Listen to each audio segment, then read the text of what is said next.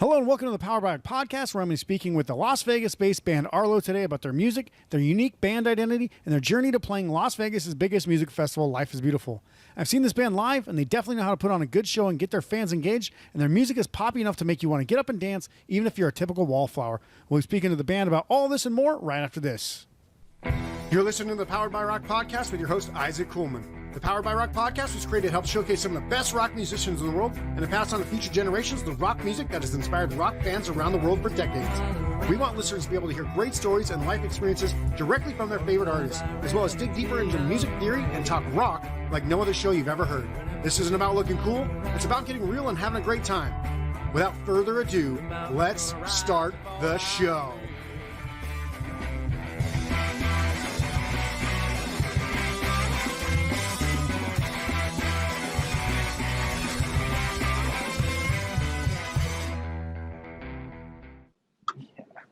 All right. Hey, everybody. This is Isaac from Powered by Rock. I just wanted to do a quick little intro here because it turns out that my microphone had been unplugged right after the intro of this episode. Didn't know it until after when I was trying to do the post edits.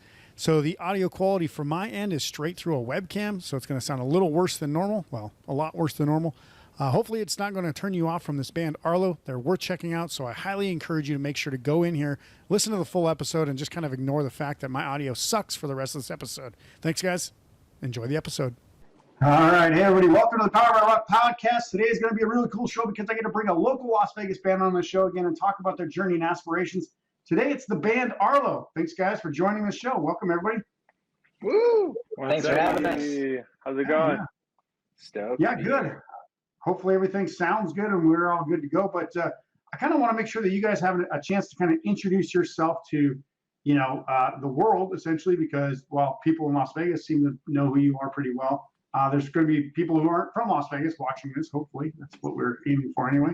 And let's go ahead and kind of talk about, how you guys got together, how long the band has been playing, and how did the project even start in the first place? All right. Jimmy? Yes. I'm Jimmy. I play guitar, and guess we go way back, me and Sunni, back to our late teens. We met up in a band called the Red Harbor. Sunni was my drummer, and slowly but surely we met up back in life in our 20s and ended up working on this project. So, yeah.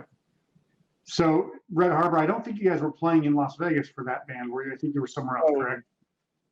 Southern California, actually, is where we met. So I'm originally from Southern California. Alex as well. And then Sunni lived there for quite a while. Anthony, native to Las Vegas. So, yeah, we all kind of merged back up here when Sunni moved back. And yeah, been playing shows since February. Kicked off Arrlo. 2021 was really like a kind of mold ourselves, figure things out, figure out what we're gonna do, kind of behind the scenes, establishing of Arrlo, what direction we wanted to go with, as well as with shows. A lot of venues were shutting down, reopening, so we were kind of on putting shows on the back burner, working on a lot of other stuff behind the scenes first before we jumped into shows. We wanted to give people a really good show, not book something and have it closed down. So we kind of just held off a little bit in 2021 until things really kicked off earlier this year. Yeah. Yeah, and I think obviously you guys are a pretty new band, so it's going to be one of those things where people are going to be like, why, like, where did these people come from? Where did this band come from? But like I said, you guys are going to be playing the Life is Beautiful. We'll get more into that later. But one thing I do want to address, obviously, and one of the first things you even mentioned to me, Jimmy, up front was, we're one of the first and possibly the only trans-fronted bands that will play Life is Beautiful. I don't know of any other ones off the top of my head. There's only a few of them out there, to be honest with you, that I know of. So let's kind of address that scene up front, the LGBTQ plus scene. Sunni, can you explain a little bit more about your journey as a transgender individual and how music's kind of helped you during this whole time and everything?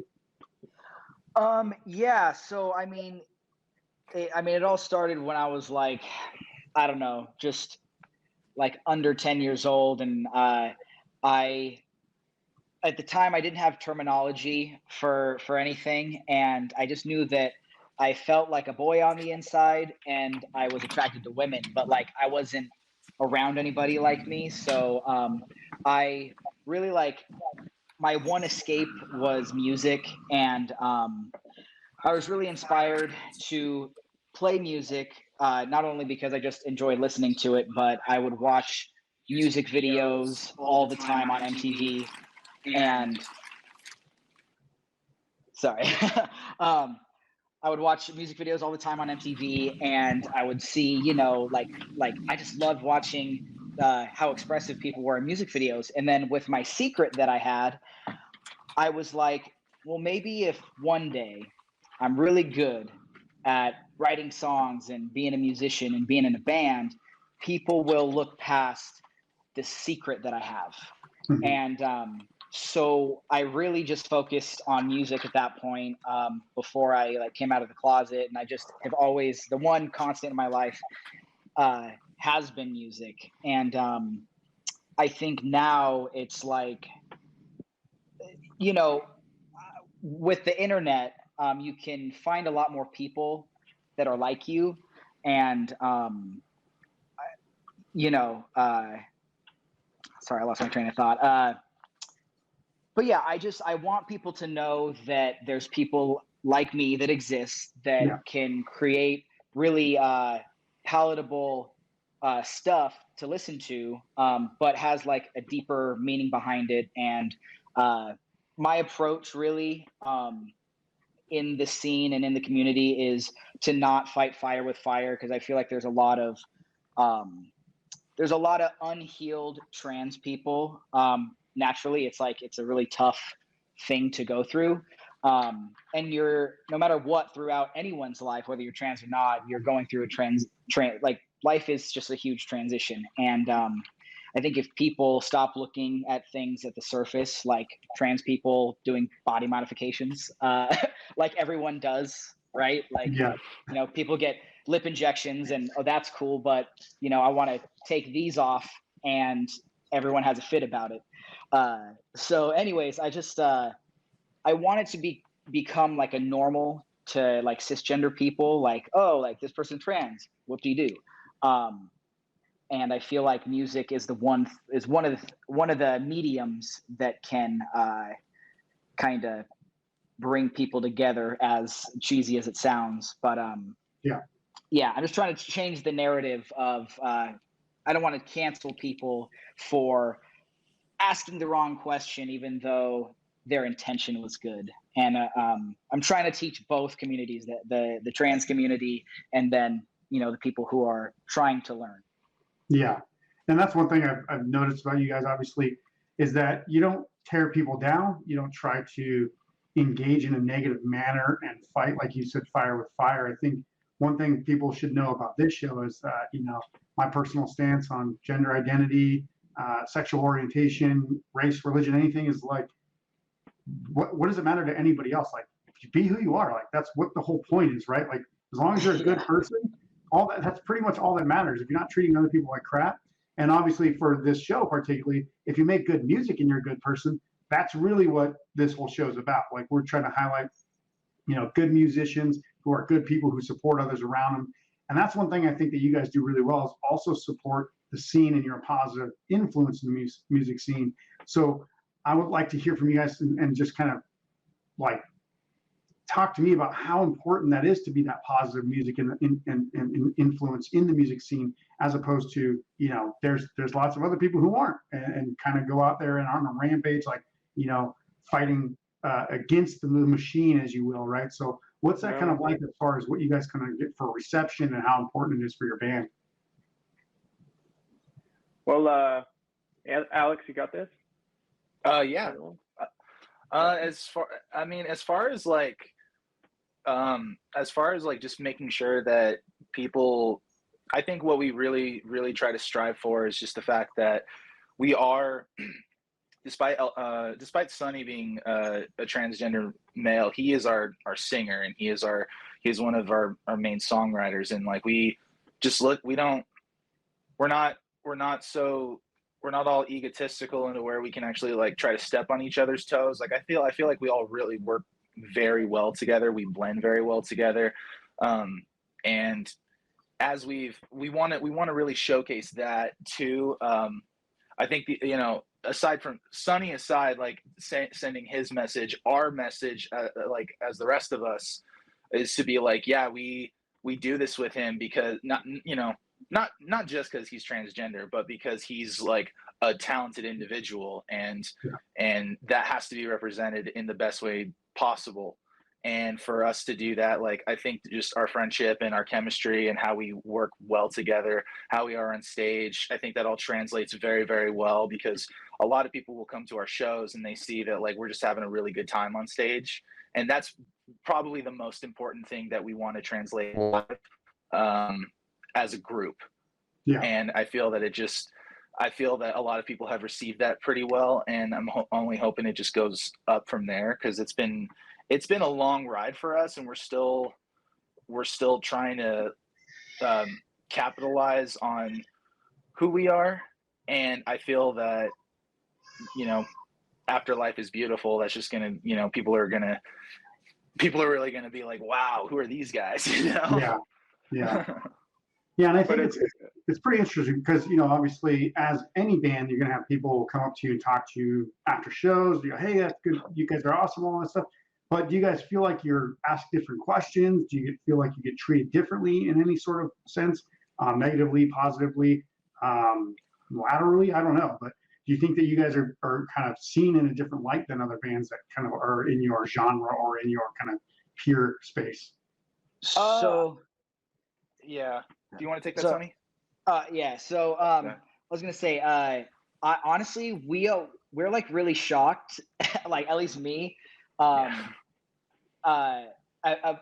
how welcoming people have been, and I do think it's because we stick out like a sore thumb, at least in our scene, because we're one of the only like kind of like I guess current like radio friendly like kind of pop rock alternative indie style bands in this scene out here. But regardless of, I mean, we play with like jazz fusion bands and like young, like teenage punk bands. And like, we're all super cool with each other. We're all super supportive. So, and like, no one gives a damn that like that I'm trans, not in like a bad way, but they're like, okay, that's dope. And then it's, but no one has like, there's been like a couple people in the scene that we've heard that are like transphobic and whatever, and we've seen them like unfollow us off social media. But in my head, I'm like, that's fine. Like that's not our demographic. Yeah. If they don't like us just purely off of that, then we've got nothing for them. Like we always hope that they'll change their mind and be a little more accepting of things that they're not. That's the whole thing. That's the whole reason is that I'm open about it, is I'm like, look, you got a question, ask it. Like I'm not going to make you feel stupid for asking the question. Like there's some questions that people should know not to ask. Like if you're going to ask about my genitals, buy me a drink first, So, so it's like that. There's some sort of common sense questions that I'm like, why would you ever ask that?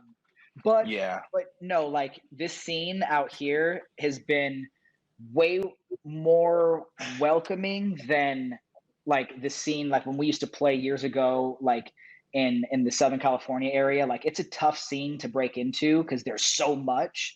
But yeah, no, especially with these new songs like Quarantine, and like Quarantine really helped us like mold everything to kind of figure out how we're going to stick out, how we're going to be different. Like, okay, yeah, we got the story, that's great, but how do we like media wise and like visually come out and say, hey, we're different than these guys over here. And as supportive as we are to everybody in our scene, this is a business and we want our business to succeed. So it's finding a happy medium between making sure we're doing and like making the right business decisions, but also helping our friends along the way, because it's all about who and who you're essentially touching tips with. And and if you alienate everybody, you're not going to move forward. If you're like, oh, Yeah. like I'm jealous of that band. Like we've seen some bands that are just like, we're like, oh my God, we're like barely musicians compared to these guys. And we want to be their friend because like, you know, they have like just this vast amount of knowledge, and, you know, also they know people, and just, it's everything's about like word of mouth and, you know, sharing each other on social media. So we do our best to, you know, do as much as we can for the scene and for our, you know, friends in the scene, because we obviously want that to be reciprocated as well. Yeah, and I think, you know, it's interesting, obviously, that there's more complexities about everybody's story as well. And, you know, this isn't the only kind of maybe quote unquote I don't know, typical band kind of thing. But if I'm reading correctly anyway, Jimmy, from what I understand, you grew up as a foster child, correct? Yeah, there was a period in my life where I was in foster care when I was really young. So a handful of years, I was kind of separated from my family. And but there was a stint in my life when I was really young. Me and my brother were in foster care, and I guess it kind of shaped, I guess, maybe who I was, or musical diversity, what I was listening to, kind of what you hear when you're really little. But it was really interesting, like little nugget about me, I guess. And then my parents too are like huge music lovers. So even just listening to whatever they grew up, you know, whatever they grew me up on, was just a whole other thing. And there was a stint where I did live with my grandmother for a while, and just a bunch of different, a melting pot of music. My grandma's a old soul, and that definitely influenced who I listened to, my musicianship and everything growing up. So, yeah. Very cool. Yeah, it's just, you know, it's interesting to hear these stories because, you know, there's probably people that are listening who, you know, maybe adopted, maybe foster child, may have some sort of, you know, feeling of not belonging somewhere. And it's always good to kind of let people know that, hey, we're like you, and there's other people like you, and you don't have to feel like you're out of the ordinary. I mean, you shouldn't want to feel like you're ordinary, because there's nothing good about being ordinary, right? You should want to feel unique and special. But let's kind of dive into the music, because obviously that's why we're here today. But I think you guys put out a total of 5 songs over the past year and a half or so, with plans to release more music soon. Your sound is pretty mixed up, as you kind of mentioned, Jimmy. You kind of have a lot of different genres and stuff like that. You got a little bit of pop, a little EDM, a bit of surf rock, some alt rock, some indie rock, all kind of in there. And it may seem like a weird combo, but it still works pretty well. So what were some of like the direct influences, maybe some bands or some songs or some, you know, things that you guys were working together on that you guys kind of put together to get this style specifically? Oh man, there was definitely a bleed over from the previous group that Alex and Sunny were in. So a handful of those songs that are out bled over into the new group when we were deciding, hey, we need something to put out on all streaming platforms. So songs like Waiting for the World to End, Hellbent, LSD, God, am I missing any, guys? Blood Art. Blood Art. There's a few that bled over just to get something out there, to have it ready to roll while we were working on new stuff. So that was the game plan through 2021. That was part of, you know, all the behind the scene work and really handpicking what we wanted to get out there, like what was kind of like on the cusp of where we were headed, the direction of the group when we fully formed. And by the way, we just added Anthony just a few months ago, like full time. So nice. Feels like it feels like a brand new, even reset button, as Anthony has joined over the summer. So it's pretty special. But you hear a bunch of different sounds. It comes from many different places. Some of the songs date back. I mean, Seti could tell you a lot of them maybe have been written a few years ago, and kind of worked through their old group and was finely tuned. I think we're even bringing, I want to say, 1 or 2 of even older songs from their old group, and we're reworking on them to redo them and release them as Arrlo. So some of the new stuff that we played live too that's unreleased is stuff that we've written together and worked on. So Alex, Sunny, and myself, songs like Bittersweet, Columbine, Slut Magic, and even Love and Illusion's the old Bleed Over, but reworked it completely and rearranged some things. But yeah, it's definitely a mixed bag that we are trying to like fine tune and work on to really find out who we are, what works. We don't want to be that genreless band, but at the same time, we do like giving the full spectrum of what we could showcase and give everybody a little sprinkle of hip hop here, some R&B over here. Just, we grew up on a lot of different stuff, so sprinkling it into our show is I think really special to us, and the reception's been pretty sweet so far too. Yeah. Did anybody else have anything they wanted to add to that? Anthony? Yeah, I mean, a lot of us were inspired by like, I mean, the full spectrum of music, but a lot of like 90s like pop, 90s rock, pop, like, I'm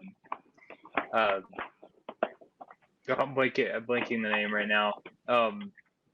There's like I'm kind of like, a Third Eye Blind. yeah, Third Eye Blind, like, Yeah. Never Let You Go from them. Oh my God, there's so many, like Sugar Ray, stuff like that. Just, yeah, I mean, we've thought it's been kind of cool to incorporate different elements into the music and kind of, you know, latch onto what resonates with us and our fans. So. Yeah, well, I'm certainly glad to have you there instead of just a computer button that somebody presses that there's a beat behind.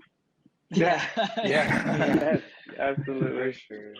Yeah. I feel like, I play drums, I play pretty much everything, but I feel like as a drummer, I'm like, at any time, a drummer can be replaced by a computer program, and it's like the worst position in a band to be in.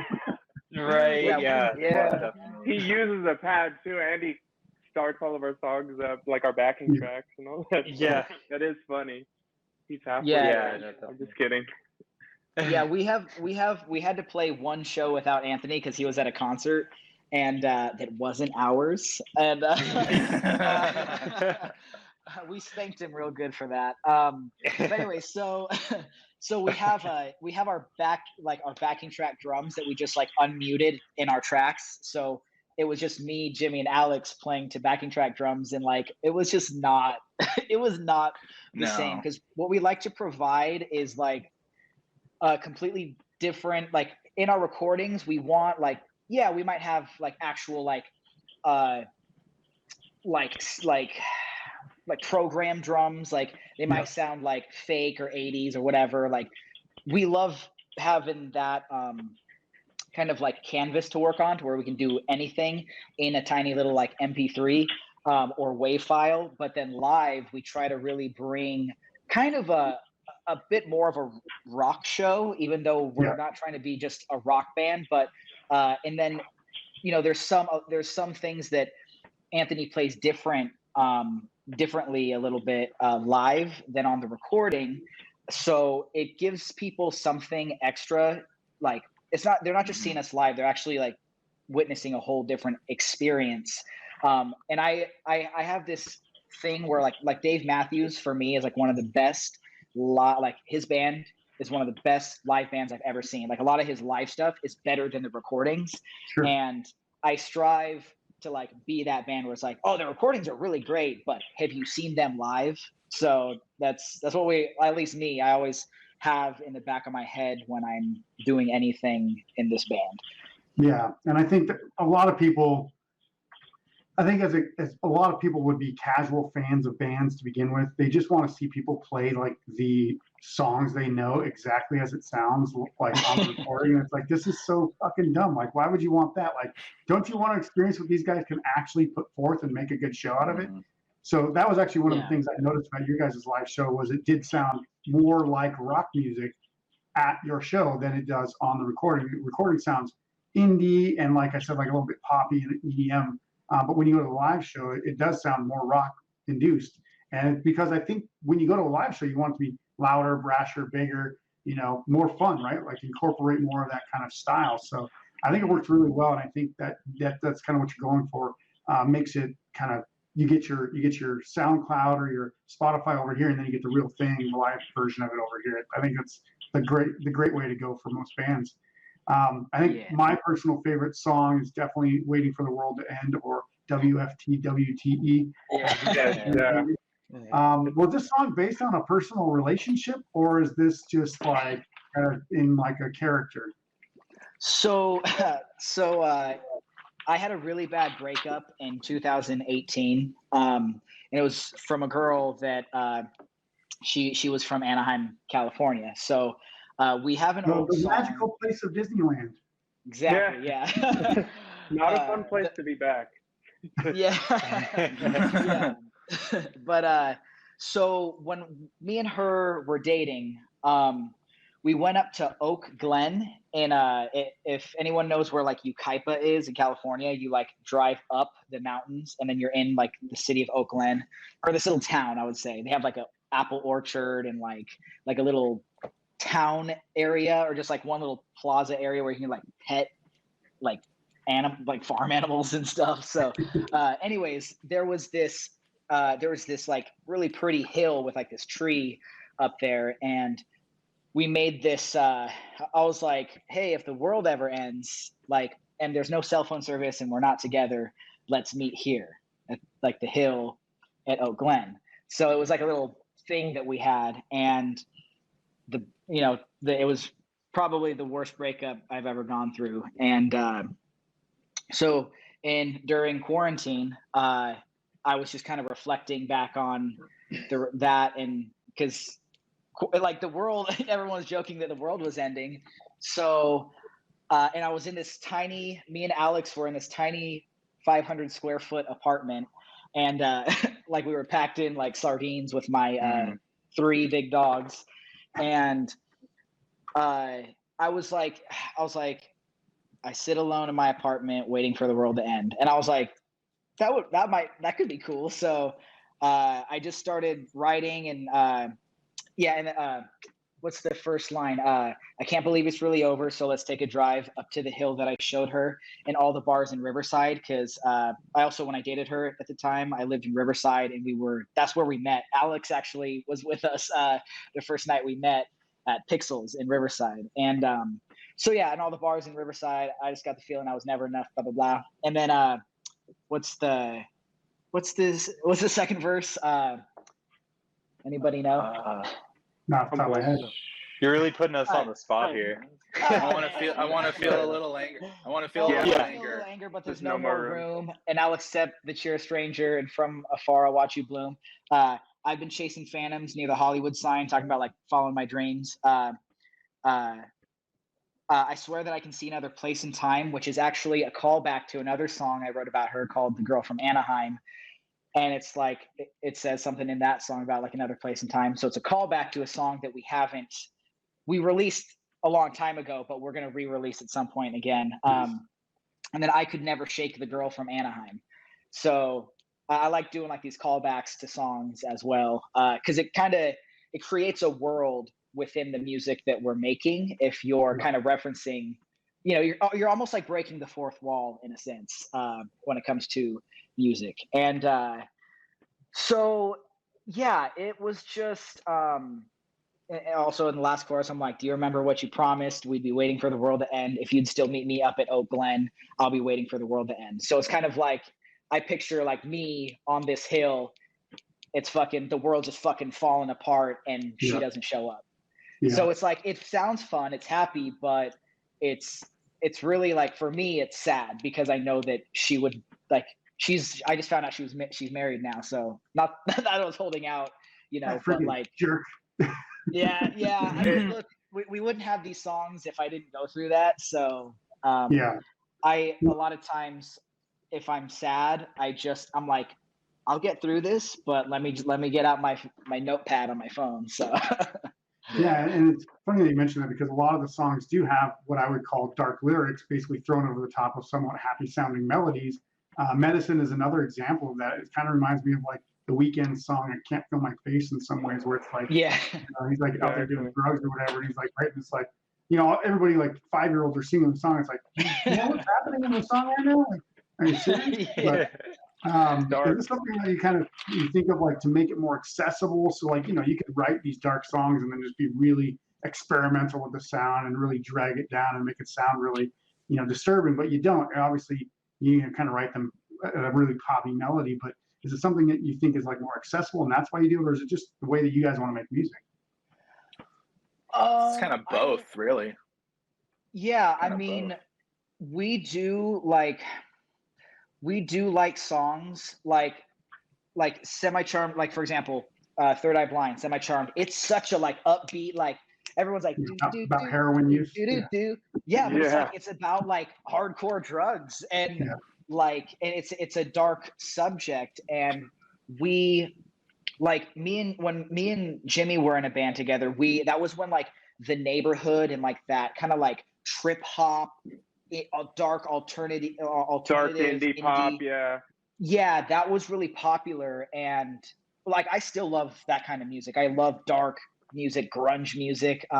It really, I love angry music as well, but I think that I feel like right now people want to listen, people like to dance, people like like mainstream music.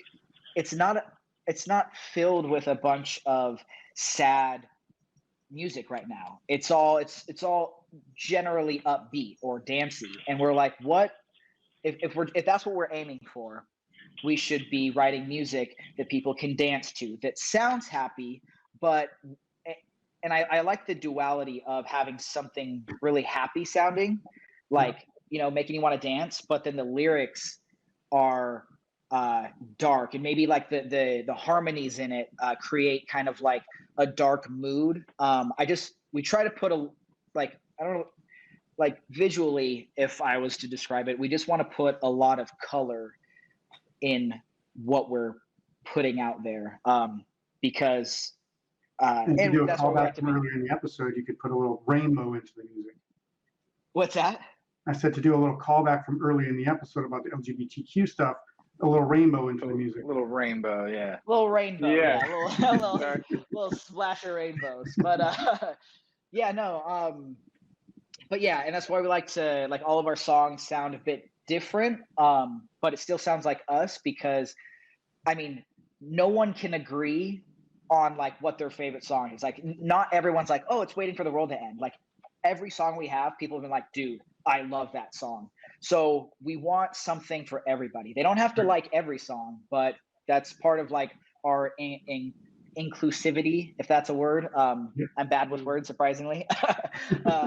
But we want everybody, people who might be on the edge, of oh, I don't know if trans people, like, if they're valid or not, whatever. I want them to hear our music and be like, oh my God, I love this song. I'm gonna check this band out.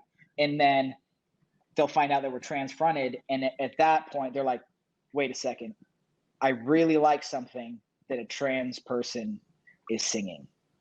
And like, and then maybe like fireworks and shit will go off. Where their head just melt. Yeah. We want to confuse people in a good way. Yeah. Yeah.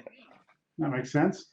I think obviously you were talking about the kind of the dance versions of, people want to dance nowadays. And I think one of the more club friendly songs I think you guys have is definitely LSD, which, if I'm not mistaken, does stand for love, sex, drugs. You mentioned it in the song. It seems like a bit of a cautionary tale of trying to hang on to a relationship that's kind of toxic, and also trying to figure out how to cope with it as well. In this case, it seems like the toxic part of the relationship is the speaker, though. And Sunni, if it's you writing, it kind of seems like you're the kind of saying, like, I'm kind of the problem with this thing. I need to self and figure out what's going on. Is that kind of how that song is kind of angled, or no? So it's funny. LSD was one of the first songs I ever wrote as a front man. Like before even Alex was in the band, before anybody was in, like, that was one of the first songs I wrote. And I was in a toxic relationship, but I also was like super inspired by The Weeknd at the time. So and like his song Wicked Games, back from, I think I'm gonna be probably wrong about this. 2014, was it? Yeah, it was at the Trilogy, or maybe House of Balloons. I don't know. One of those old albums. But yeah, I was super inspired by that song, and also Panic at the Disco, like Miss Jackson, like that era. So yeah, it's definitely about just a toxic relationship in general, and like distrust in a relationship, and just not being on the same page. And but yeah, I wanted to create like a party anthem as well, so that's how that kind of came about. That makes sense. And I know a lot of the instrumentation that you guys do in songs is pretty chilled out. I mean, it's not like you guys are going off like a Dave Matthews or Fish or something. You're doing like 5-minute solos, or drum solo, then a bass solo, then a guitar solo. But I know, for example, in the song Blood Art, Jimmy, you actually have a pretty rad guitar solo in there. And what's the group dynamic of like when you guys do something, and how do you know how to rein it in? You guys kind of just look and go, that doesn't fit, or how do you guys kind of decide when you do something or when you don't do something? Through the writing process? Yeah, Alex totally take Blood Art, because that was from their old group that bled over. But yeah, Alex laid that one down. Nice. Yeah, I'm actually playing the guitar solo on that one. Very cool. Yeah. So never mind, Jimmy. You're terrible at guitar. Pre-Arrlo. It was pre-Arrlo. We can't name drop the old group. Their old group. Yeah. But also, I didn't write that guitar solo either. That so before Arrlo was a group, we Sunny and I were in a group called Move By You. But before we were that group, we were a group called Motions. And Motions was such a good name that everyone fucking had that name. Like you'd search our name on Spotify, and a bunch of people named Motions just popped up, and so our music was just buried. So then our old guitarist from that band came up with Move By You, and then when we parted ways with him and we joined Jimmy joined, we decided, all right, well we're gonna still use a couple of these songs, but the funny thing about that solo is like it's not even it wasn't even written by our old guitarist. It was written by a guitar player in way back when it was the Motions lineup, long before I was even a part of it. So so then I heard the solo, and before Jimmy joined, and I was just like, like I feel like this solo could have, I don't want to change the notes in it, but the way it was played just sounded so, it had no energy, and I was just like, I want to add some fucking energy to this. And so I that's what I decided. I was like, no, I'm not going to change this solo, but I will give it more livelihood and more just energy to it. And then going back to your question about like how do we decide what sounds good? It's really just a matter of like putting everything all together, and all four of us coming together and being like, what if we did this, or what if we did that but like said it differently or played it a little differently, or what if we just replaced this guitar tone with a different guitar tone? And we all don't really we all like try not to, it's just for the greater good of the song. And Sunny and I have always had that, like we've always had that motto, I suppose, like the greater good of the song is what matters. So we want to always stay true to that, no matter what is influencing us to write it or anything. Like there are certain things where like, somebody will write something, and then one of us will be like, how do you think to do that? And then it's like some obscure reference, but it just happens to work. Like we have I wrote a bass line for one of our upcoming songs, Slut Magic, and it sounds very vibey and Sugar Ray and surfy and Southern California-ish, but I was inspired by Alice in Chains to write the bass line by a song that sounds nothing like it. So it's just like, if it works, it works, Yeah, well, that's pretty interesting, because I can't remember what band I was talking to, but it might have been Urethane or something like that. They're a punk band from California, pop punk band,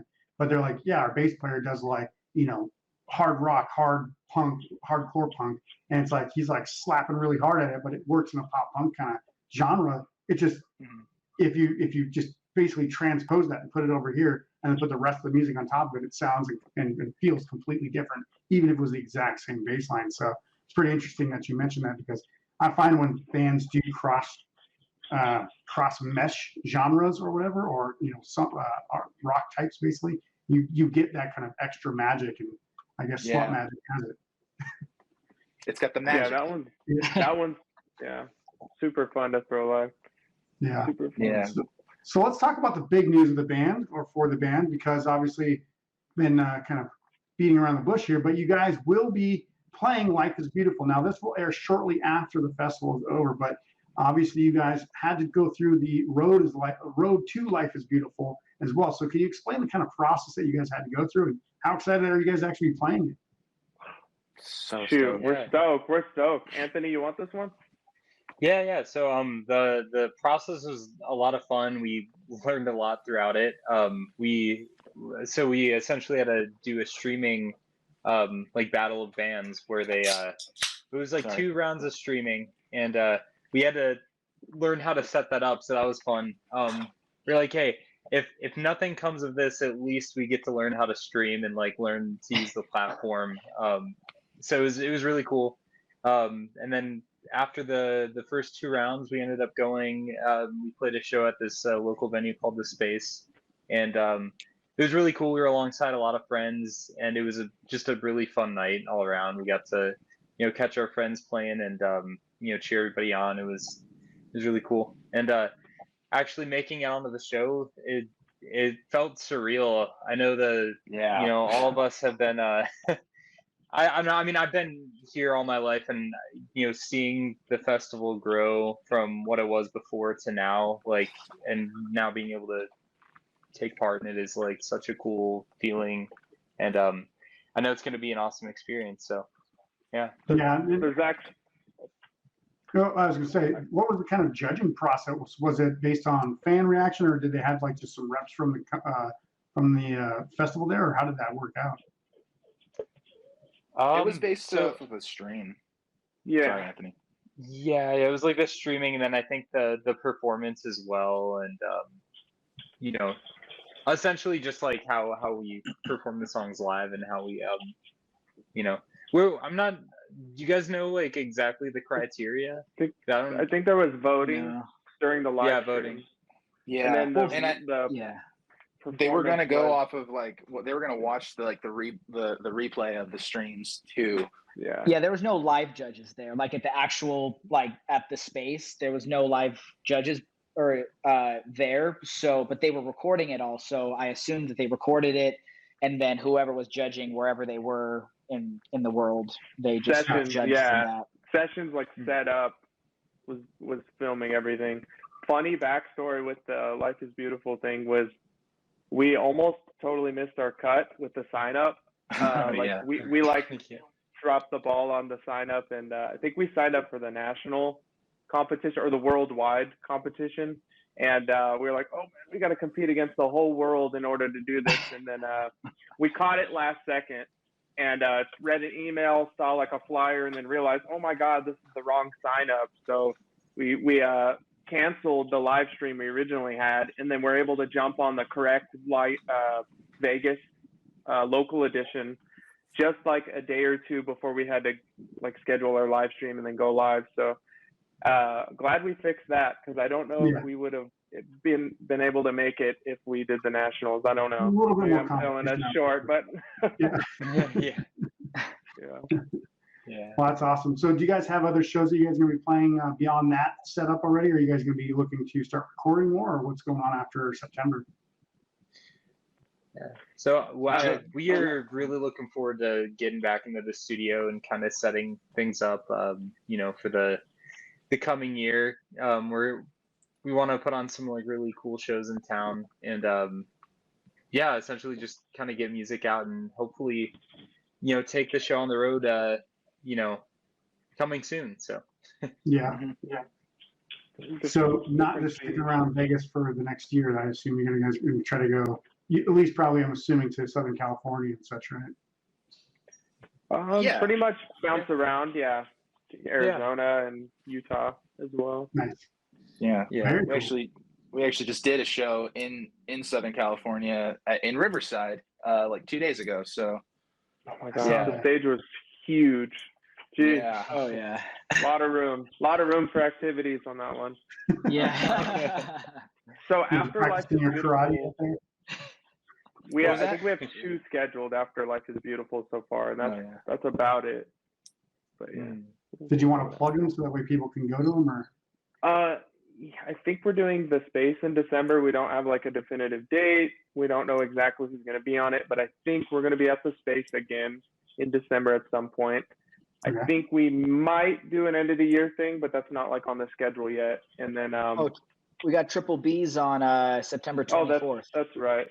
That's our next local one. Yeah. Backstage bar and billiards, the 24th this month. And then Pineapple Fest with Secos on November.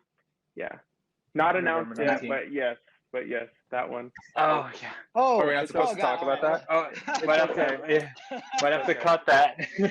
Okay. Okay. Well, by the time this comes out, I'm sure you guys will announce that. Well, if not, let me know. But yeah. That one will be in November. Yeah. Sounds good. Very cool. So sounds like about 3 to 4 potential shows coming up, and then obviously getting back in and just kind of getting some more recordings done. So do you guys have plans for a full album or an EP or anything like that? Or are you guys just going to kind of release the singles as they come? We want to do like singles just as they come.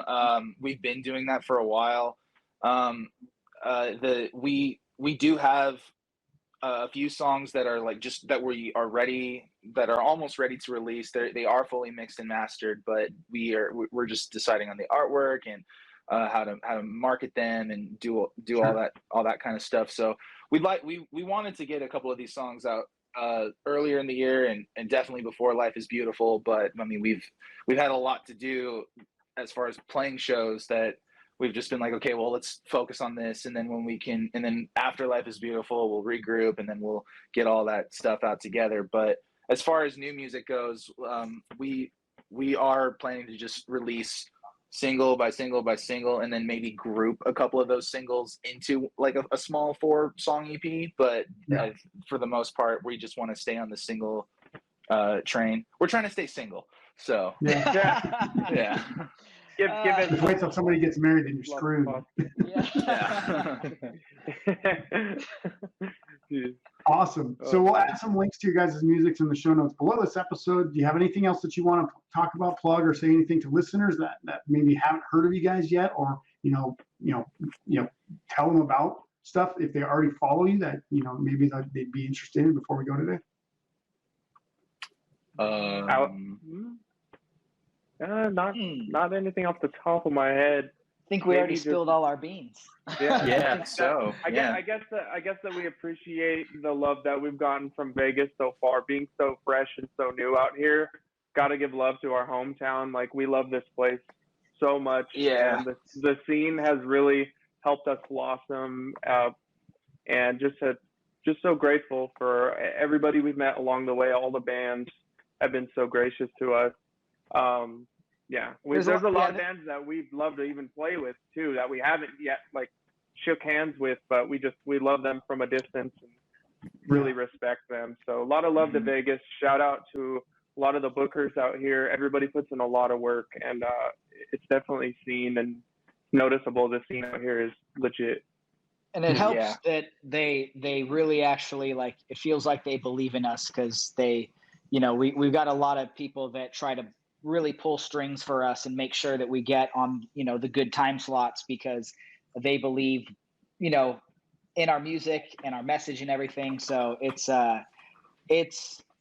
we definitely don't take it for granted. Like, we try to do as much for these people as we can, when we have time. They're the best for sure.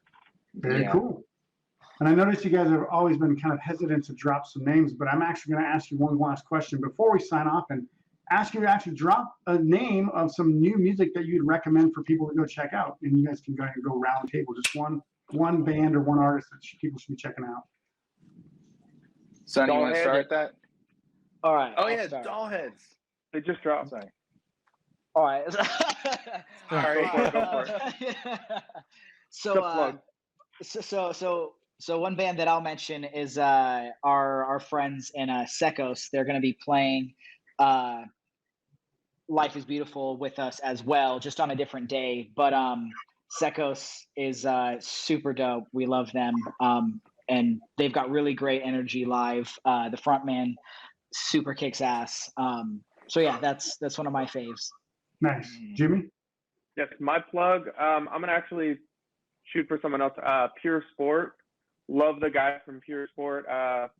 Most of them came to our last show, actually, the For the Culture First Friday show.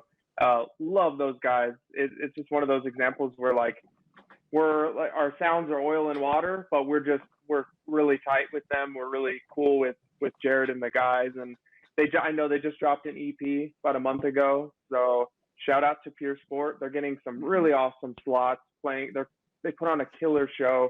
We hope to do more with them, and we're planning on doing some out-of-state stuff with them next year too. So shout out to them. And Anthony? I have to shout out Travii, local pop punk band on the scene here. They kick ass. They're super fun, energetic. They have great music. They got a lot in store too. So what was the name? I didn't actually hear it. They're called Travii. Travii? Yeah. Travii. Yeah.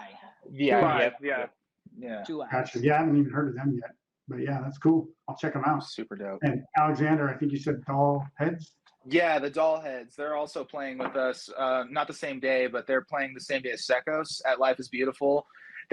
These little kids kick so much ass. It's crazy. Like just the fact that they're all siblings, and there's like the oldest one's 15. She plays guitar and sings, and then Sam is 14. She's a bass player, and Austin is 12, and he's just a kick-ass little dude on drums. Like all of them are just little badasses, and they just dropped an album, and it's super dope. Like how well they, like, for being how young they are and how well they play together. They really bring back a lot of like throwback jams. Like they got a couple Green Day sounding songs, a couple of like Joan Jett sounding songs, and it just like and they cover 99 Red Balloons, and they fucking crush it. Like it's so good. So good. It's In so German, good. even, Yeah. What's that? Oh yeah. I said in German even. Yeah, they do she both. does. They do both. Yeah, she does like the first verse in English, and then I think she does the second verse in German, and she just is like, yeah, it's so dope. Nice. Very cool.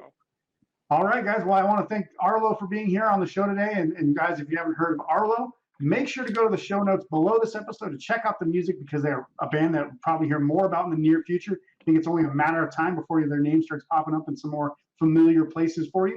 And remember, guys, the Powered by Rock podcast is powered by our listeners. I want to make sure that you guys know that if you want to show some support, please be sure to subscribe and share the podcast on social media. You can also make a donation to the podcast. It's not required, but if you feel like, hey, here's some little cash for making some awesome, podcasts, go ahead and click that link below this episode as well. You can see a full video interview of this and other podcasts as well on our YouTube channel and Spotify now as well. You can actually see the full video interviews there as well. So if you want to check out some of our articles, album reviews, lists, and interviews, go to poweredbyrock.com to read our absolutely free rocking blog. Also find our merch and gear as well, so you can pick up some items to play and look like a rock legend. That's our show for today. We'll see you soon for the next episode. Until then, rock on.